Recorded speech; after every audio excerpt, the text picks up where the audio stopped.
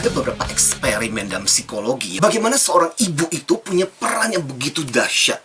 Jadi di tahun 50-an, that's become a very monumental eksperimen. Jadi Hardy Harlow melakukan sebuah penelitian dengan monyet. Dia ambil monyet yang baru beberapa jam lahir, monyet rhesus, bayi monyet, terus dikeluarkan, kan masih bingung gitu.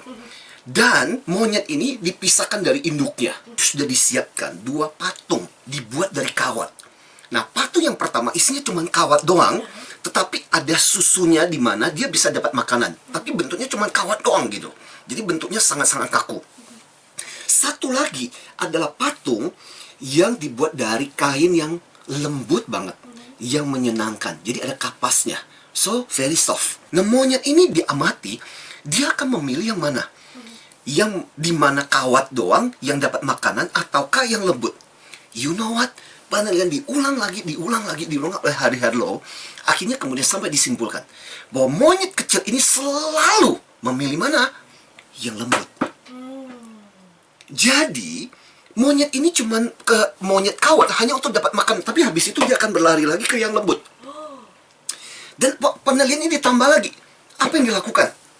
Bagian monyet yang lembut ini dihilangkan. Jadi cuma ada kawat. Diciptakanlah situasi yang mencekam, menakutkan. Apa yang terjadi? Itu monyet kebingungan, nggak tahu harus lari kemana. Tapi ketika dihadirkan kembali, waktu ketika ada suara dan sebagainya mengganggu, dia akan dengan cepat kemudian lari ke monyet yang lembut ini untuk berpelukan. Jadi ini menunjukkan bahwa insting kita pada dasarnya adalah membutuhkan kasih sayang. Dan itu yang dicari. Jadi bukan makanan gitu loh. Bukan kebutuhan basic. Basic itu cuma hanya untuk supaya kita bisa survive, bertahan hidup. Orang lebih membutuhkan affection and love. Dan ternyata itulah hal paling penting yang diberikan oleh seorang ibu kepada anaknya. Penelitian yang kedua, ini juga penelitian monumental. Penelitian Mary Ainsworth. Ini penelitian asli, jadi nggak pakai monyet-monyetan lagi. Jadi apa yang terjadi? Itu ruangan, jadi ada observer, jadi di sebelah sana, tapi anaknya nggak bisa lihat gitu, karena one way screen. Ibu bersama anaknya yang usianya penelitiannya itu sekitar 1 tahunan, 1-2 tahun. Jadi masih bayi merangkak gitu. Ibu bermain dengan anak-anaknya. Nah, kemudian orang asing masuk. Beberapa saat kemudian ibunya pergi untuk melihat bagaimana respon si anak itu. Ternyata respon anak itu berbeda-beda. Kemudian akhirnya si ibu itu masuk lagi, bermain sebentar. Anak itu kemudian ditinggalkan sendiri. Untuk melihat responnya gimana ketika ditinggalkan sama ibu dan gak ada orang sama sekali. Dan kemudian ketika orang asing masuk, hanya orang asing doang. Gimana respon si anak itu?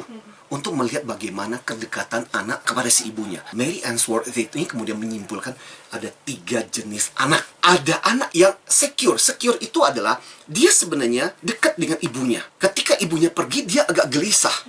Dia butuh waktu untuk menyesuaikan dengan orang asing. Ada anak yang insecure. Dia lebih menyebutnya sebagai anak-anak yang istilahnya avoidant, berusaha untuk menghindari orang asing. Jadi ketika ibunya pergi, histeris ini anak. Tapi ada anak juga yang nggak peduli. Ibunya pergi, baik-baik aja gitu. Dan dengan orang asing dia bisa bermain. Tapi ini nggak secure sebenarnya. Karena ibunya dia nggak peduli sama sekali. Ini jadi pembelajaran penting ketika Mary Ainsworth kemudian mengatakan, sebagai seorang ibu kita harus involve. Harus terlibat dengan anak supaya anak merasa secure. Ketika anak nggak peduli dengan ibu, itu juga bisa menjadi pertanda bahwa seorang ibu itu sama sekali nggak hadir dalam kehidupan si anak. Tapi keterlibatan terlalu dalam juga membuat anak akhirnya jadi terlalu terikat, juga nggak baik. Akhirnya anak itu kemudian jadi nggak dewasa. Karena terus-menerus semua keputusan diambil sama ibunya. Segala hal diambil sama ibunya. Akhirnya kemudian, mah mesti gimana, mah? Perannya pertama-tama ibu itu si entertainer yang menghibur kita.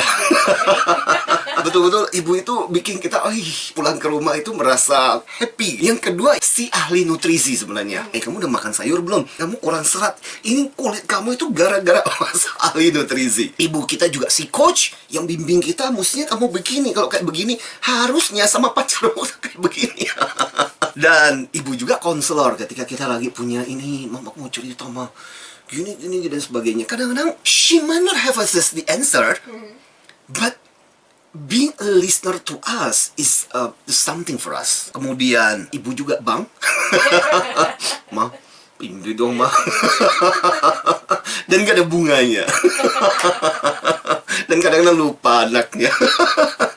Ibu juga jadi tong sampah, segala unek kesel, jengkel sama bos di kantor. Saya itu sebel banget dan sebagainya. Ibu tuh selalu yang bisa menampung. Ibu juga yang jadi dokter kan.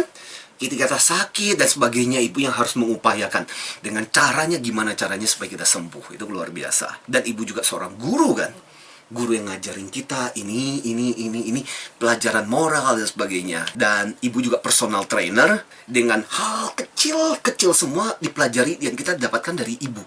Termasuk toilet training. Kan ibu yang ngajarin gimana caranya di toilet, apa yang mesti dilakukan.